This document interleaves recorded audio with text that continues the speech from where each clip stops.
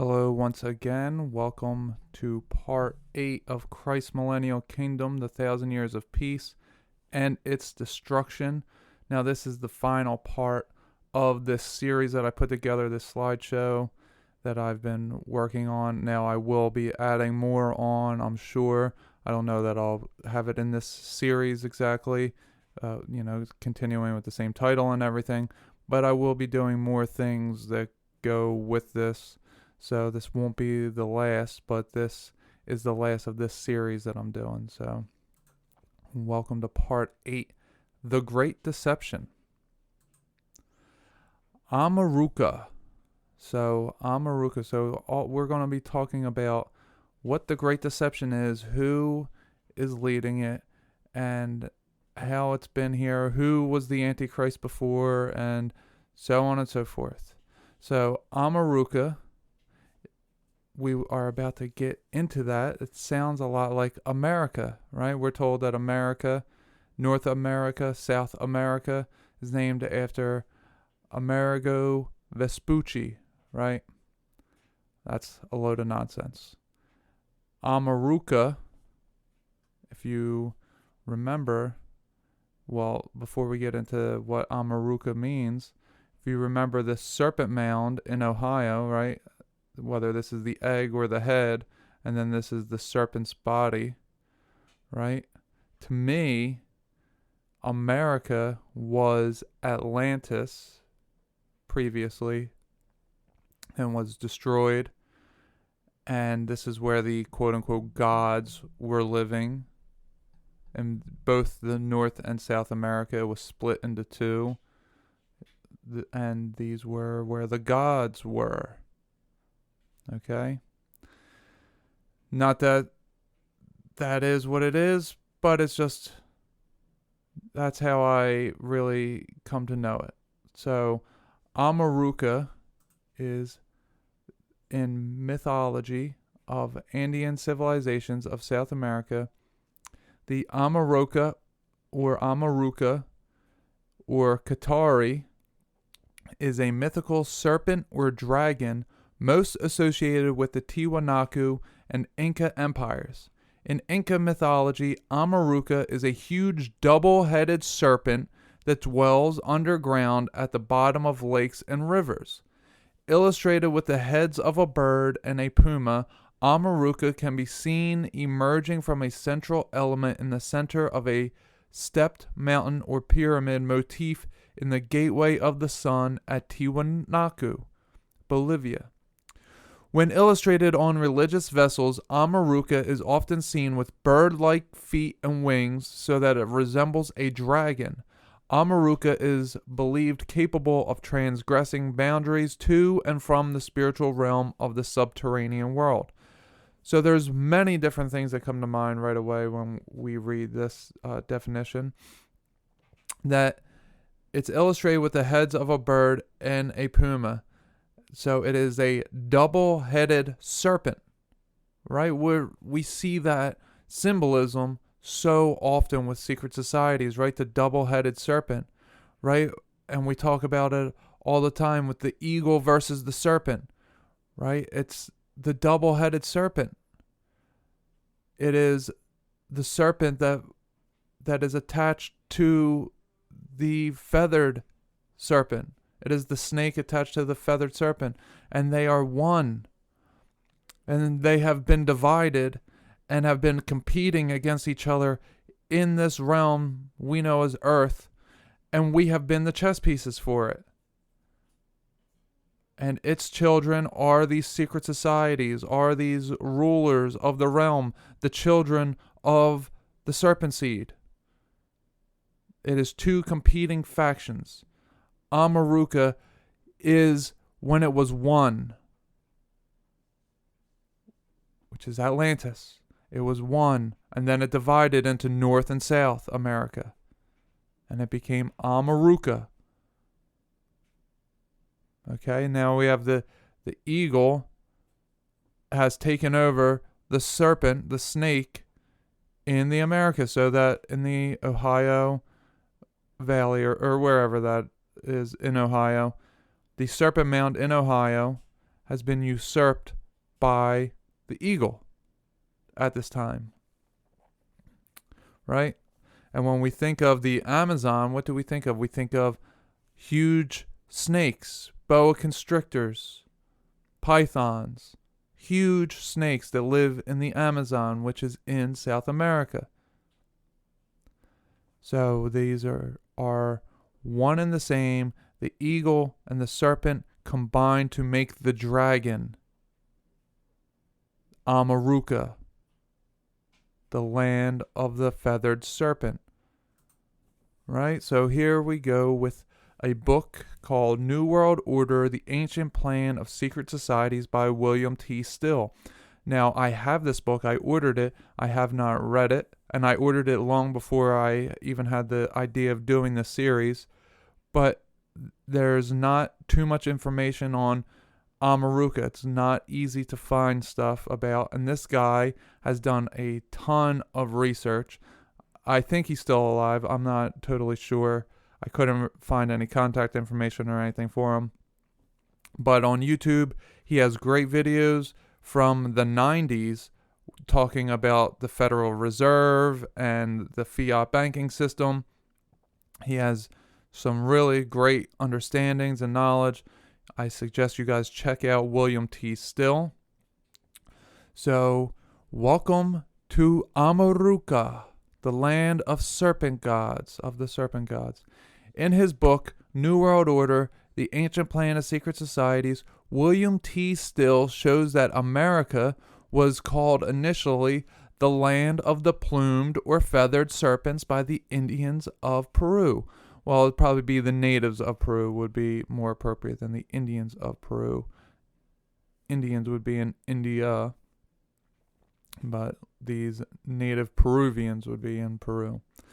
So James Pierce researched an article written in the Theosophical Society magazine entitled Lucifer, which gave insight into the word America. He says that the chief god of the Mayan Indians in Central America was Quetzalcoatl, plumed serpent, feathered serpent. In Peru, this god was called Amaru, and the territory known as Amaruka. Pierce states, Amaruka is literally translated land of the plumed serpents, or variation of it is land of the great plumed serpents. Quetzalcoatl or Kukulkan is what the serpent was known as. Okay, that's the Mayan people. Again, it says Indians, it wouldn't be Indians, but the Mayan people. Quetzalcoatl, who is a man and also a serpent. He is 2 in 1. He is a hybrid of a virgin birth from a woman who was impregnated with the serpent seed, so that he was both man and serpent. So Quetzalcoatl, or feathered serpent, was an important god to the ancient people of Mesoamerica. The worship of Quetzalcoatl became widespread with the rise of the Toltec civilization around 900 AD and spread throughout the region, even down to the Yucatan Peninsula, where it caught on with the Maya. Now, if you remember from earlier in the series, just the last part, 900 AD is when this warming period started. So, very interesting that the warming period started and the worship of this snake god man started as well. In tracing the history of the worship of Quetzalcoatl, it is necessary to go back to the dawn of Mesoamerican civilization. The ancient Olmec civilization lasted roughly from 1200 to 400 BC, and they were greatly influential on all subsequent ones. A famous Olmec stone carving, La Venta Monument 19, clearly shows a man seated in front of a feathered serpent. So let's go back to the previous slide here. A man in front of a feathered serpent. Now, this is just a silly drawing that's recent, obviously, but that's who they're talking about. A man and a feathered serpent. The serpent gives the man power. The beast powers the man. Who can go against the man when the beast powers him? Right? That's how the Bible says it. The beast powers the man. Okay? Clearly shows a man seated in front of a feathered serpent. According to a Toltec legend, their civilization, which dominated central Mexico from approximately 900 to 1150 AD, again, that warming period was said to be 900 to 1200, right? So we're talking about right in the same time frame. And also a short season, if 1,000 years is 1 year, then a season would be a quarter of that, which would be 250 years. So that's exactly what we're talking about right here. So from approximately 900 to 1150 AD, and was founded by a great hero, Seacatl Topoltitzin Quetzalcoatl. According to Toltec and Maya accounts, Seacatl Topoltitzin Quetzalcoatl lived in Tula for a while before a dispute with the warrior class over human sacrifice led to his departure. So he was having humans being sacrificed to him. The man was having humans sacrificed to him, and he was thrown out by the warrior class over this. The warrior class did not like that humans were being sacrificed to this man. Quetzalcoatl had aspects in which he functioned as other gods. Quetzalcoatl by himself was a god of many things to the Toltecs and Aztecs. For example, the Aztecs revered him as the god of the priesthood, knowledge, and trade. In some versions of the ancient Mesoamerican histories, Quetzalcoatl was reborn as, I can't even begin to pronounce that, but we'll just say T, because it's a huge long word and I'm going to butcher it. So Quetzalcoatl was reborn as T after being burned on a funeral pyre. In his aspect as T, he was the fearsome god of Venus and the morning star, right? Everyone's familiar with Lucifer being representative as Venus and the morning star, right? So Quetzalcoatl is also represented by Venus and the morning star. In his aspect as Quetzalcoatl, Ihecatl, he was the benign god of wind who brought rains for crops and who brought back the bones of humankind from the underworld, allowing for the resurrection of the species. So I don't have this in here, but there were 4 times where humanity was, this is according to the people who keep this account with Quetzalcoatl, that there were 4 times that humanity was destroyed. And Quetzalcoatl fighting with his brother Zodal, who is the dog-headed being of the underworld. It's somehow they were fighting. Zodal killed them with fire. Quetzalcoatl goes to the underworld, brings back the bones, and resurrects the species so that humans could be here. So that humankind was killed off. Quetzalcoatl went and brought them out of the underworld and resurrected them. Right? It's a perversion, the Antichrist, the resurrection, going to the world of the dead like Jesus conquered death. Quetzalcoatl went to the underworld and he brought back the humans. He resurrected them. It's always an inversion and a perversion with all of this. You will see throughout Quetzalcoatl, he is an inversion of Jesus Christ. So here you go. You got these depictions, right? So you imagine this is the right side and this is the left side. Well, here you got 6 wings, right? 3 on this one, 3 on this one. And remember, we're told in the Bible about creatures that had 6 wings, right? And we have all these weird depictions. He even has a snake coming out of his head. And there's all these things coming off of him. I'm not totally sure what any of it is. But in the Bible, it says 6-winged creatures, and people have a hard time thinking that that's real. And they're like, oh, no, that sounds ridiculous. But here is Quetzalcoatl depicted as a seraphim, as half human, half god, seraphim angel, not God, half seraphim angel, half human, with 6 wings. It's depicted. And yet, Bible scholars think that it's a mystery or some kind of metaphor. But no, it's very literal. Quetzalcoatl appears in many ancient Mesoamerican codices, sculptures, and reliefs. His appearance can change drastically, however, depending on the region, era, and context. In sculptures adorning temples throughout ancient Mexico, he generally appeared as a plumed serpent, although sometimes he had human features as well. In the codices, he was generally more human-like. In his aspect of Quetzalcoatl he wore a duckbill mask with fangs and shell jewelry, and here he is depicted on the left. Duckbill, that's what they're calling this, is a duckbill mask, and this sculpture of him. But that may not be a duckbill mask, that may be his dragon mouth. And this may not be a headdress that he's wearing, but it may be his dragon feathers coming off of him. He's 2 in 1. He is plumed serpent and man in one. As Quetzalcoatl T, he had more intimidating appearance, including a black mask or face paint, elaborate headdress, and a weapon, such as an axe or lethal darts, representing the rays of the morning star. Okay, so here we go, the rays of the morning star. Just like the Statue of Liberty has the rays coming off, right?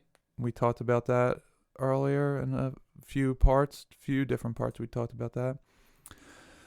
So we have now the Church of Latter-day Saints, better known as the Mormons, teaches that Jesus Christ walked the earth after his resurrection, spreading the word of Christianity to all corners of the globe. Some Mormons believe that Quetzalcoatl, who was associated with the East, which in turn was represented by the color white to the Aztecs, was white-skinned. Quetzalcoatl stands out from the Mesoamerican pantheon with a similar description. So, some Mormons believe that Quetzalcoatl is Jesus Christ, because the Aztecs believed that white people came from the East. So the people came out from the East to the West were white, because Quetzalcoatl had been white. So they think that Jesus was white and that he showed up as and was called Quetzalcoatl. This is again a perversion and inversion of the truth. And here you have the different logos of the Mormons. You know, they got the man with the trumpet. I guess this is supposed to be Joseph Smith blowing an angel with blowing the trumpet horn. I'm not sure. And then you have Jesus Christ depicted here with the robe, and it's the Church of Jesus Christ of Latter-day Saints.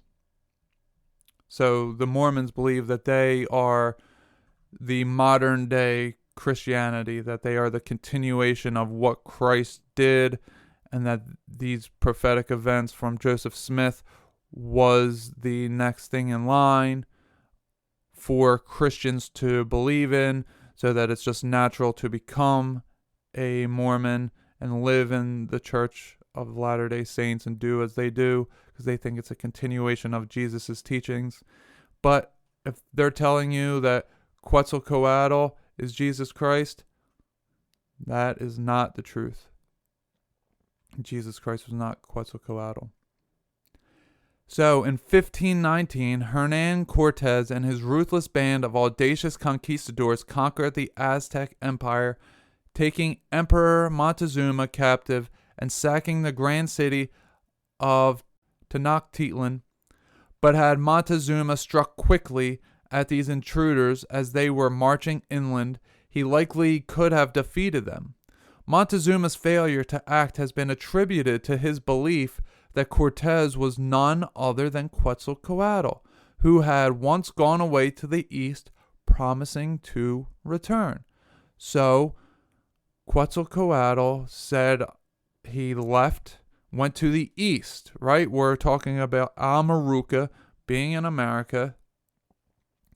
Quetzalcoatl was there, and he went east across the Atlantic to go battle St. George, right? We went over that in part 7. Quetzalcoatl went to battle St. George to take out the Christed figure at that time. And he was defeated. But he told the Montezuma and he told all these different natives he would be back. And he didn't come back, as he was destroyed. He was killed. He was scattered into 1,000 pieces.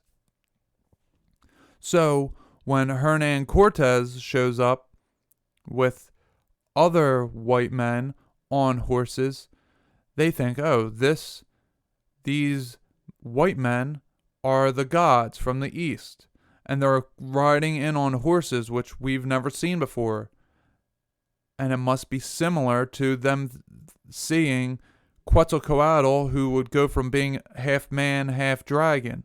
So they're thinking that these men are half man, half horse. They don't have a term for horse at the time, though. They don't know what a horse is. Horses come from Europe.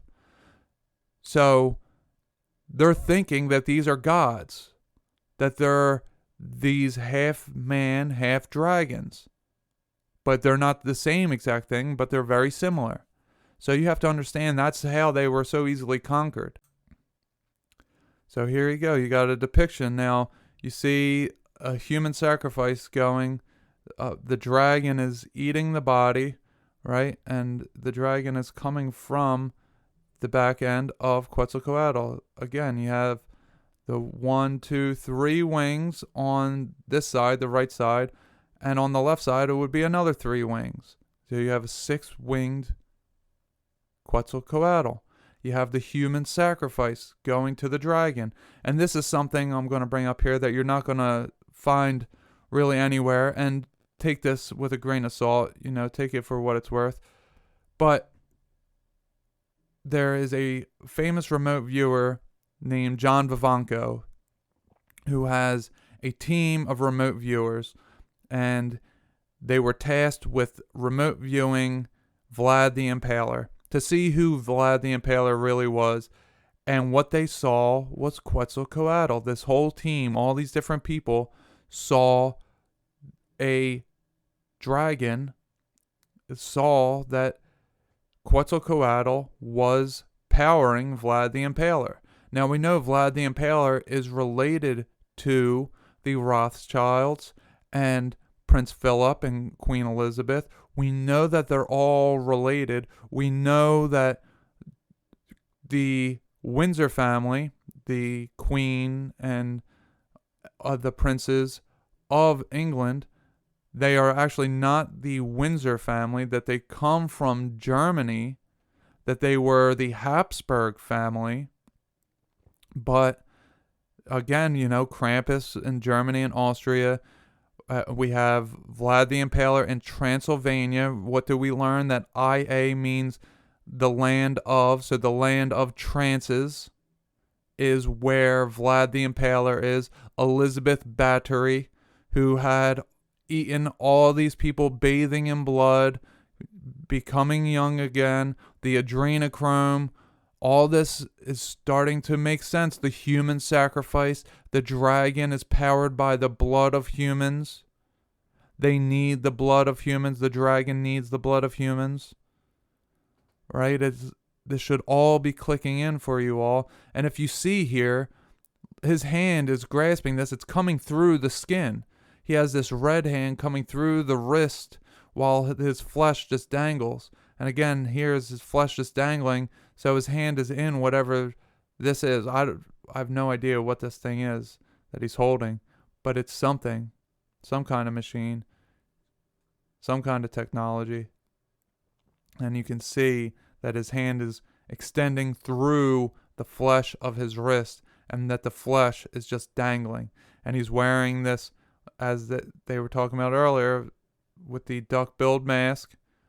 He kind of has that thing on. He has the helmet on with the feathers. There's a lot of weird stuff going on in these depictions. You have a snake over here, a 2-headed snake. Tongue coming out here, tongue coming out here. It's a double-headed snake. Because Quetzalcoatl is a 2-headed beast. He is a man and a dragon in one. The dragon comes out of the man because he was born of a virgin woman and the serpent. He is the son of the serpent, the Antichrist, the son of the serpent, the Antichrist, the son of perdition. That is exactly what this is. So here you got the feathers around the dragon-headed being, or are these the rays of sun, the morning star rays, or is it both? Here's another depiction. And where else do we see feathered serpents? We see feathered serpents depicted in Asia. So remember, the 7 churches of Asia was in Turkey, right next to the land of Georgia. Right? So modern day Asia that we think of China right away. Typically, as Americans, we think of China as being Asia. But when we're talking about feathered serpents being depicted in Asia, these were crawling around on these 4 legs that they have. Like, they have the claws of a bear, they have the spots of a leopard, and they have the mouth of a lion, the beast of Revelation. I faced this beast, and I talked about it before. I faced this beast already in a psychedelic experience. I came face to face with it, and I recognized that it was a dragon being depicted. A Chinese dragon is what I saw as right away, because it roared at me. It had the mouth of a lion. When it closed its mouth, I saw that it was mustached like a Chinese dragon. Then I saw its short little arms that had sharp nails like a bear. And then I recognized that because I was seeing it in the astral realm, in the spirit world, that it wasn't filled in the way that we see these scales here. We know them as scales, but they were just lines on him that were darkened. So it's things in the astral world look different than they do here. They aren't solid color the same way that we are solid color. Similar, but not exactly the same. But they had spots like a leopard. Because the spots, the outlines of the scales are highlighted, so it could look like spots of a leopard. Right next to the land of George, right? Because Quetzalcoatl went east to go battle St. George, who was the Christ at that time. So the rebirth of Quetzalcoatl, QAnon, right? Q, Trump, right here. The rebirth of Quetzalcoatl, Q and Trump, the 2-headed beast, the double-headed serpent that we already went over. Amaruka, America, right? So, deceiving the masses. Now, if you remember this guy wearing the horns like Baphomet or Krampus that we already talked about, and he has tattoos with symbolism on them. Quetzalcoatl sent me to be a sacrificial lamb for January 6th, along with Ashley Babbitt, who was murdered, right? Q at Mount Rushmore. We got presidents here, right? Who's this president? George Washington. Keep that in mind for later. Quetzalcoatl is coming back, and he sent people, right? He's sending people. He's deceiving the masses. So Quetzalcoatl is believed to have given life to humans by sacrificing blood. Sacrifice often took the form of bloodletting, where worshippers would offer their blood back to the gods. It also could involve the sacrifice of food or wealth. In the most important circumstances, it involved the sacrifice of a human life. Ashley Babbitt. The sacrifice of a human life. sacrifice of food or wealth. January 6th, this guy sacrificed his food and wealth to go to prison, if that's in fact where he went, because he was sacrificing himself. He was giving back to his God, right? Bloodletting, adrenochrome, right? Believed to have given life to humans by sacrificing blood, which again is a perversion where Jesus Christ lives through us. We give our lives for him to live through us. In the inversion and perversion of Quetzalcoatl, you give your life for him to live. Like, you literally die physically. Your entire being dies and you live on in him. Whereas Jesus Christ keeps you alive, gives you real life, and he lives on through you.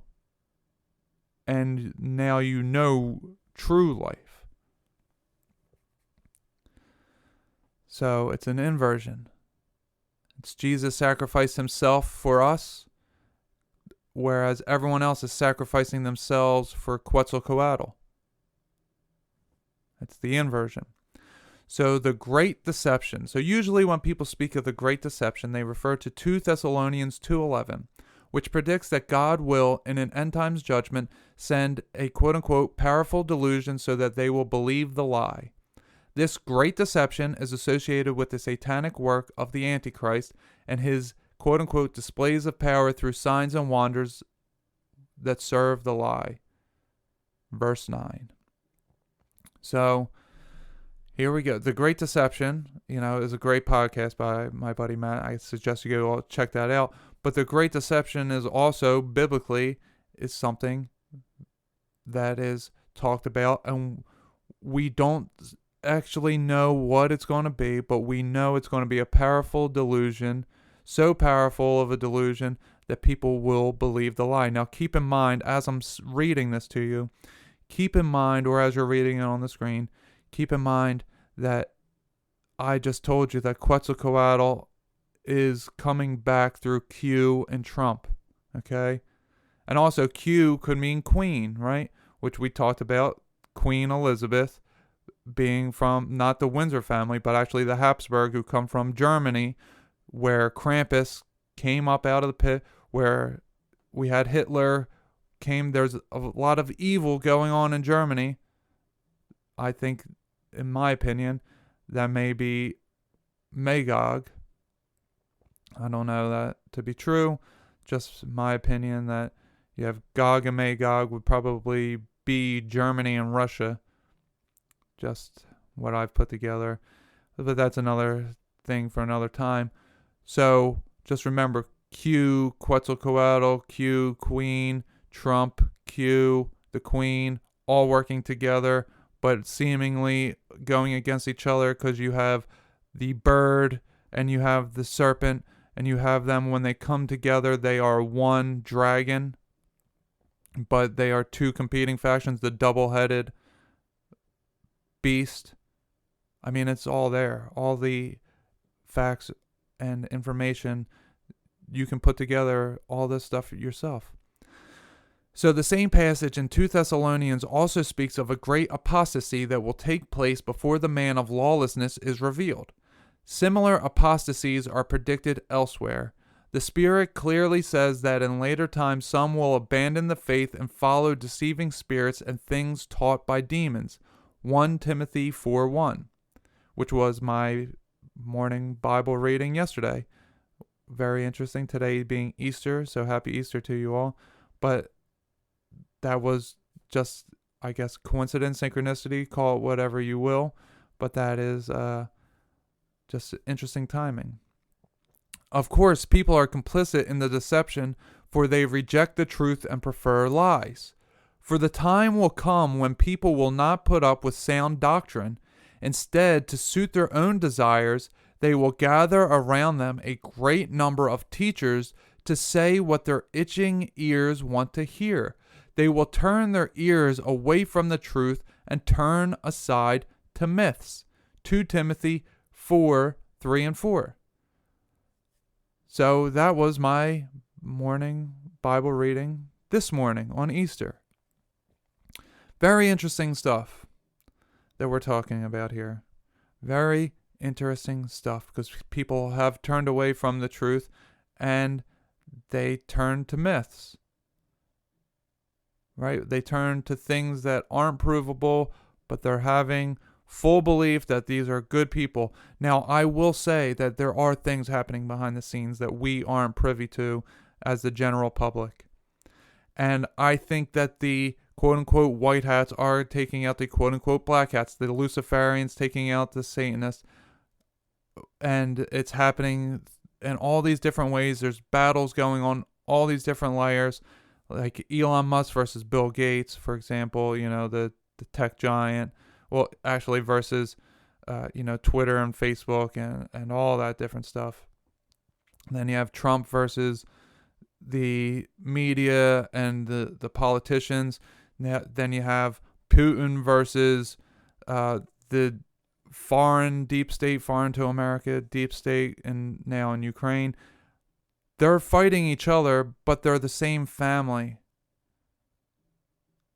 They are two wings of the same bird, or two heads of the same beast, as we are now learning with Amaruka. So, just because the deep state is being taken out doesn't mean that it's actually good. It has to happen for everything to go the way it's going. Humanity can't keep going the way that it's been going, with being led down this dark path that's been happening. But where these quote-unquote white hats are trying to take it is a far worse place. And we don't need either of those places, actually. We don't need either of them. And we are now getting rid of all of it. Well, Jesus Christ will get rid of all of it. But we have to see the deception first. So the great deception continued. Jesus spoke about a time to come when the deception will be especially great, when false messiahs and false prophets will appear. Even the people of God could be deceived if it were not for God's providential protection, which I will say many people who woke up due to Q, right? And if it wasn't for Jesus Christ pulling us out of that deception, firstly, we wouldn't know that that is the great deception. And secondly, it was only for Jesus pulling us out of it that we are not being deceived by it any longer. So even the people of God could be deceived if it were not for God's providential protection. Exactly what happened to me and many others. For false messiahs and false prophets will appear and perform great signs and wonders to deceive, if possible, even the elect. So the quote-unquote white hats are going to arrest the quote-unquote black hats, and there's going to be a big overthrow of governments, of all this stuff. These wonderful signs are going to happen, and all these miraculous things will appear to us, and people are going to be cheering in the streets and so on and so forth. But it is not for our own good. I mean, it is, but it is more further deception so that you then take the mark of the beast, the Neuralink, and all those types of things. All of these deceptions are instigated by the devil. However, 2 Thessalonians 2:11 also speaks of the deception as God's punishment on people who refuse to believe the truth. The context seems to be similar to that of the gospel passages above and speaks of one to come who will be especially deceptive. The coming of the lawless one is by the activity of Satan with all power and false signs and wonders, and with all wicked deception for those who are perishing, because they refuse to love the truth and so be saved. Therefore, God sends them a strong delusion so that they may believe what is false, in order that all may be condemned who did not believe the truth, but had pleasure in unrighteousness. And that's 2 Thessalonians 2:9-12. So those who don't know that God is saving them within themselves from all their bad behaviors and all of their sinful ways, and they think that there's an external person who is going to save them from external things.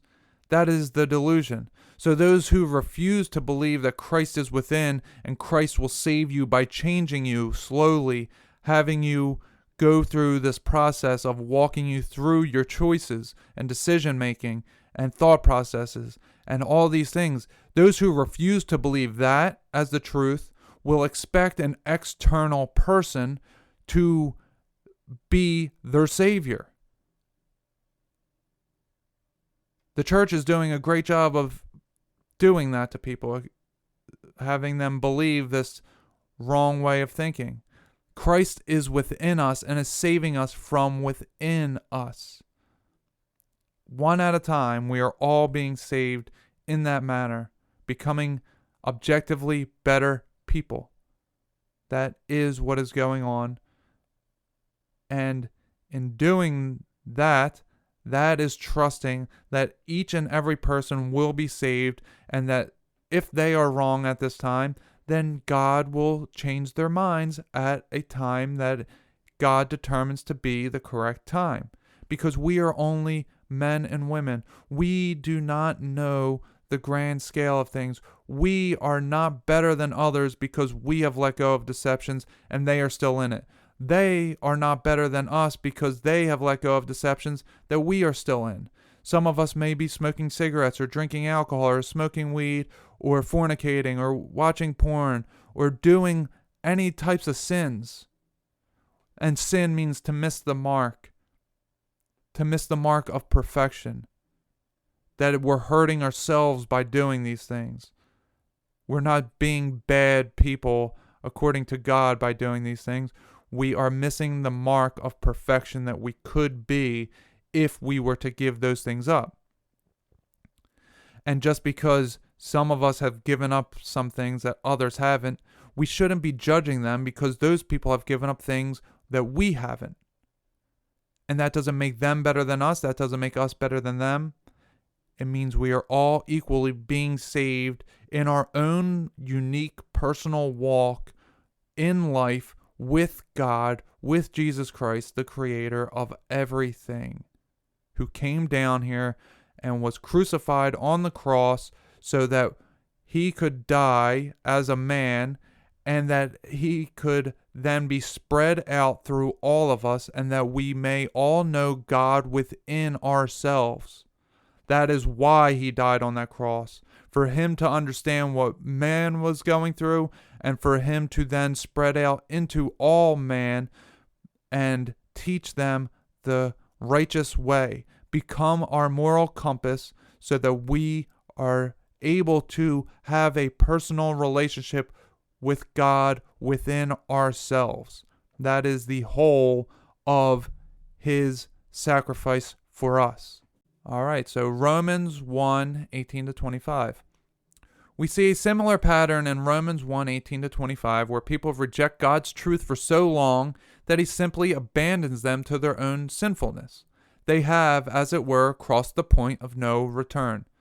The wrath of God is being revealed from heaven against all the godlessness and wickedness of people who suppress the truth by their wickedness, since what may be known about God is plain to them, because God has made it plain to them. For since the creation of the world, God's invisible qualities, his eternal power and divine nature, have been clearly seen, being understood from what has been made, so that people are without excuse. We can see God exist by seeing that things around us exist. We see miracles every day. For although they knew God, they neither glorified him as God, nor gave thanks to him, but their thinking became futile, and their foolish hearts were darkened. Although they claimed to be wise, they became fools and exchanged the glory of the immortal God for images made to look like a mortal human being and birds and animals and reptiles.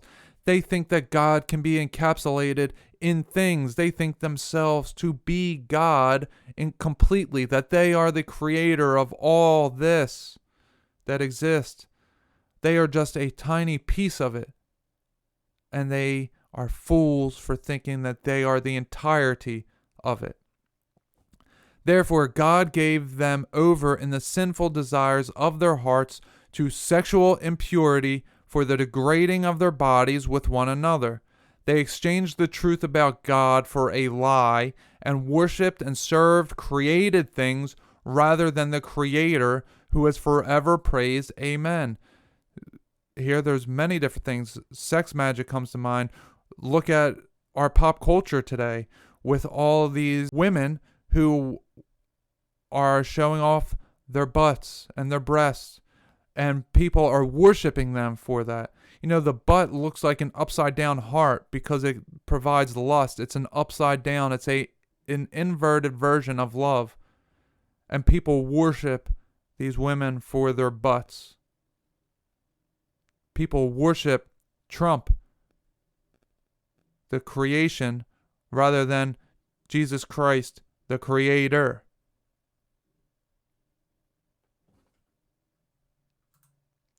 So what will the deception be? The deception spoken of in the Gospels has to do with false prophets and or messiahs who appear and seem to be authenticated by miracles. Taking the futurist position, we see the great deception spoken of in 2 Thessalonians 2 as a future event associated with the coming of the Antichrist after the rapture of the church. Those who are perishing will willingly embrace the imitation and follow the beast of the end times. They will perish because they refuse to love the truth and so be saved. We don't know exactly what the great deception will be, only that it will be a strong delusion capable of swaying the world's allegiance toward the Antichrist. The Bible says that in the time of the Antichrist and false prophet, there will be many signs to bolster their lies. The false prophet performed great signs, even causing fire to come down from heaven to the earth in full view of the people. Because of the signs it was given power to perform on behalf of the first beast, it deceived the inhabitants of the earth. That's Revelation 13:13 and 14. It is hard to imagine, but the deception during the tribulation will be worse than all of Satan's other deceptions. The Antichrist will have a deadly wound healed. His image will breathe and speak and give orders, etc. Revelation 13:12 and 15. So, that brings to mind Star Wars, where you have Darth Vader becomes part of the machine to stay alive, right? The beast, the machine, heals the deadly wound, which any mortal human would have a deadly wound healed. And what does he have on him? But all this dark black technology, right? Which kind of reminds me of black goo and graphene oxide, and how that could power somebody with this mRNA technology that we're going through right now, right? So could the great deception be UFO saucers flying around? Could be. I think that may be a big part of it. I think that may be a surface level thing of the great deception. Having huge UFOs mile wide coming over cities and having plenty of little ships all over the place, and even other ones like some kind of mothership, and then there's smaller but still large ships moving about, like the show V, for example. I think that may be part of it. Could it be that their ships are kind of see-through and moving about so that we think that they're spiritual things? They have some kind of gravity manipulator or force field or whatever, so they appear to be spiritual things. Yeah, I think that's definitely a part of it. Gray aliens with their big black eyes and their big bulbous heads. Are they going to be it? Probably, to some degree, to scare people into doing what the people controlling them want us to do. And by the way, if you look down here, this looks like it was probably some city.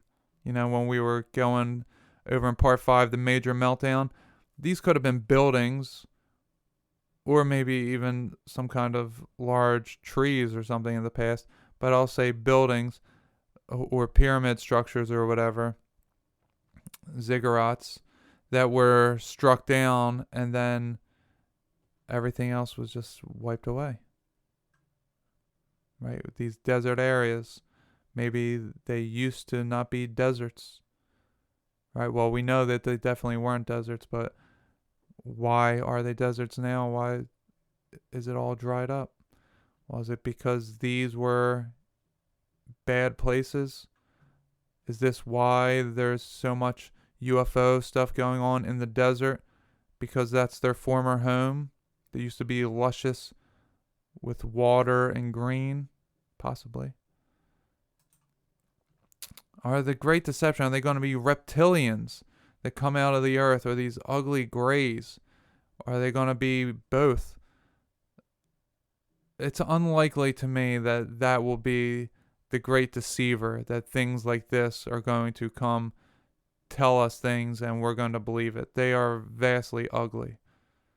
They may be the ones to scare us, but I doubt that they're going to be the great deception. Now, there may be people who fall for that and want to get abducted or want to, float up to the ships as we see in movies and all that. That may be what some people opt for. But I think, like I said earlier, the graphene oxide is a big part of it. So here you got dried, solid form of graphene oxide. Kind of looks like salt or something. Not necessarily salt, pepper maybe. But it's like a granular type of substance. It's black, powdery. So graphene oxide, or GO, is useful and promising material for graphene-based applications in electronic, optics, chemistry, energy storage, and biology. At the beginning of graphene history, GO, graphene oxide, was only a simple and cheap step for preparation of single and multi-layer graphene films and bulk structures by reduction. The further studies revealed the substantial structure imperfection of graphene oxide-derived materials due to the defects in initial graphite and incompletion of reducing process. However, the results of recent research demonstrated a great amount of unique chemical, optical, and electronic properties of graphene oxide that allow regarding it as independent nanomaterial possessing a large area of applications. Hello, mRNA technology. That is what that tells me. Neuralink, mRNA technology. And we have graphene oxide being sprayed all in our water supply, our food, our air supply. It is getting in us in massive numbers of ways. Graphene oxide. And it's also being injected into us willingly now with the different injections that are being promoted. So here it is in liquid form as well. So you got two different pictures of it here. And then we have the molecular structure. So I got this picture to break down the molecular structures of what it looks like, how it molds to itself and curves to itself. So then I pulled this off of a website where this was a diving team found this big block of it, right? And they picked it up and they brought it to the surface. And now here's a little excerpt from the article that was written along with this photo. When the team pulled up the multi-core, they were stunned by what they found. The cylinders filled with pitch black gelatinous goo that looks exactly like crude oil. But it didn't act like oil. The scientists were able to wash it off their hands easily. And it smelled strongly of sulfur, not petroleum. So where does sulfur come from? Hell. Right? Sulfur. We talked about that with the book of Revelations many different times already throughout the series. Sulfur, black goo. Alright. So it's now being under the sea, just like we talked about the Amaruka, the double-headed serpent, lay under the rivers and waters. Black goo. So here's some more of it. Black goo, most mysterious substance in an alien, living, intelligent liquid crystal. AI, black goo, archons, and NASA's big dark secret, mind control. So this is just some images of these big black goo, like these living things. All right, so now I'm going to pull up this video of black goo here.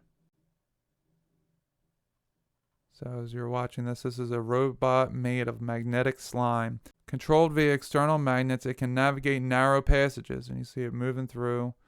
Grasp and enclose objects, and it's pulling a wire towards itself. And fix broken circuits, and now it's pulling circuits together, two ends, wiring them together. It has a custard-like consistency, and the slime can even self-heal when cut in two. In the future, it's hoped the slime could be used in humans to retrieve objects swallowed by accident. The magnetic particles are coated in silicon to make the robot safe for use in the body. But it needs to be tested to make sure that the magnetic particles, toxic by themselves, can't escape the robot's slime. So, it's harmful and quite dangerous to put in humans, but they're willing to try it out anyway. The black goo. And then we have pop culture references. You have Greta Thunberg on the cover of a magazine, The Guardian. It says, "The time is now," and she's covered in black goo, which is, what do you know? It's dripping down her, and one eye is completely covered over. They're telling us right in our faces. Black goo, one eye symbolism, black goo, the magnetic slime, the technology taking control of everyone. The time is now. Then we have Venom, right? Venom has the big old eyes, which he looks like a snake, firstly. Has like a snake-like head, but he has the big eyes like a gray alien, the bulbous type of head like a gray alien. He has the very long tongue like Krampus, right? He has the sharp teeth like the dragons that we looked at, the mouth of a lion, right? He has the black goo all over him. He's completely covered in black goo, magnetic slime that has a life of its own, and it has a tail that can do whatever it wants, like its own snake being that would produce teeth like this. Like maybe you've seen the movie Alien, and there's just several different movies that have different things that look like this, that only have like mouths. It's real gross looking. These leeches type of things, worms. I mean, they're all part of it. All right, so Bible verse, Psalm 104, 25 and 26. "Here is the sea, great and wide, which teems with creatures innumerable, living things both small and great. Here go the ships, and Leviathan, which you formed to play in it." So when we're talking about the sea, great and wide, now this is the seas inside of the earth, not inside the earth, but on the earth, the oceans, but also what we know as space, the black sea, the sea without light, the dark sea that we call space. It's not a vacuum, it is a liquid that is up there. In the book of Isaiah, Leviathan is a sea serpent symbolizing Israel's enemies. In the book of Job, Leviathan is a fire-breathing crocodile, perhaps personifying an aspect of creation that is beyond human comprehension or control. Leviathan, Hebrew Leviathan, in Jewish mythology, a primordial sea serpent. So this says that in the book of Job, Leviathan's a fire-breathing crocodile. I would say it's a fire-breathing dragon. And we already went over that. St. George fulfilled what was said in the book of Job, and the last part that he killed Leviathan, right? And now we got a depiction here on the left. So now this next depiction, look, this beast, this black dragon, blacker than black, Leviathan dragon rising up out of the sea. Then you got this little man over here on the cliff, unafraid. And he has like a fishing spear, it looks like, in his hand. Isaiah 27:1. In that day the Lord will take his terrible swift sword and punish Leviathan, the swiftly moving serpent, the coiling, writhing serpent. He will kill the dragon of the sea. This is St. George killing the dragon of the sea. Isaiah 27:1 says, in that day the Lord will do it. And we know that that has happened. That St. George killed Quetzalcoatl. So that it was Christ killing the Leviathan. Already happened. The Antichrist, the son of perdition, killed by Christ. And I'm not saying to worship St. George. That's not what I'm saying at all. I'm saying St. George fulfilled the destiny that Christ was saying he was going to do. Christ Jesus came through St. George and fulfilled the prophecy. We each have our own unique destinies to fulfill here while on earth. Yeshua was on the cross and was crucified. St. George was the one who killed Quetzalcoatl, the Leviathan. We all have our own unique things to do here.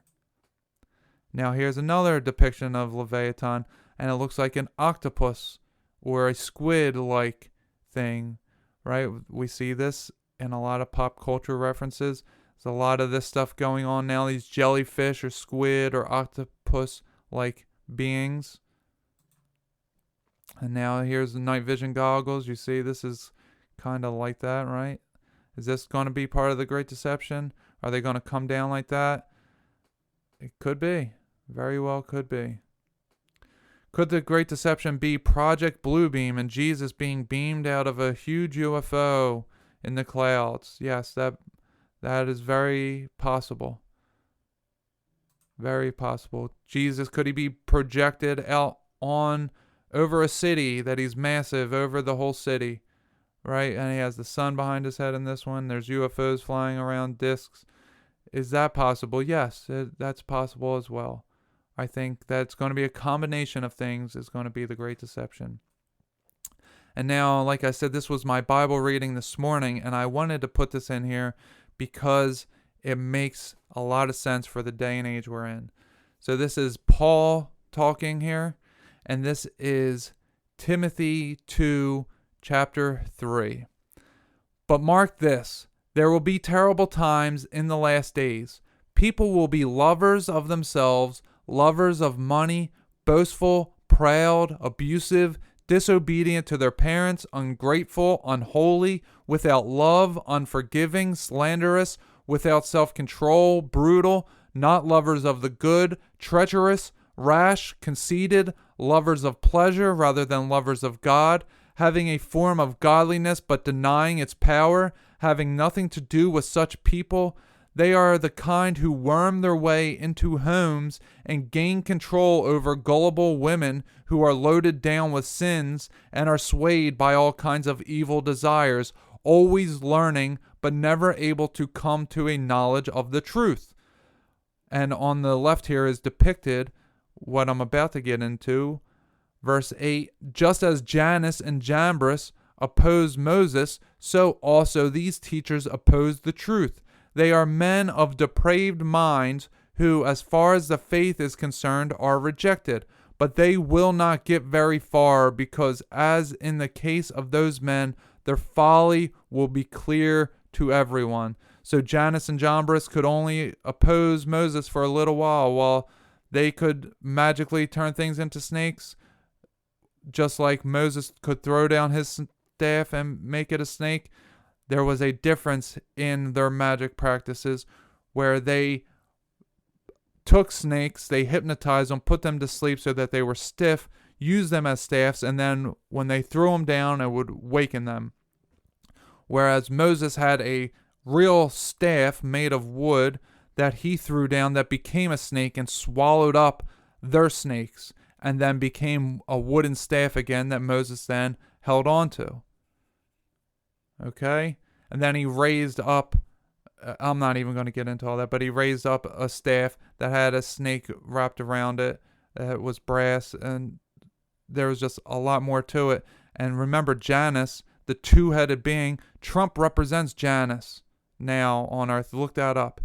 There's a lot of different things that get into that. The Janus, Janus is what January is named after. It's the first Roman god. It's the god of that is two-headed. There's a lot of archways that are made for him. You know, you go in one way, you come out the other. There's two different heads. It's all kind and all loving, but also completely tyrannical in another sense. A lot of weird stuff with Janus, so look that up. So who is the destroyer? Apollyon, Abaddon. So Abaddon, you break it down, Abaddon, the destroyer or angel of the bottomless pit, the same as Apollyon and Asmodeus. So when we're talking about the Great Deception, is going to be led by Abaddon, right?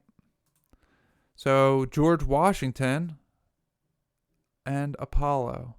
George Washington is represented as Apollo on several different occasions. So Apollo, Apollyon, right? Apollo. Which also there's depictions of Apollo like stomping out a serpent or a serpent biting his ankles of the sort, something like that. So it's interesting to keep in mind. Look how George Washington's depicted here on the left. You know, he has the as above, so below symbolism going on.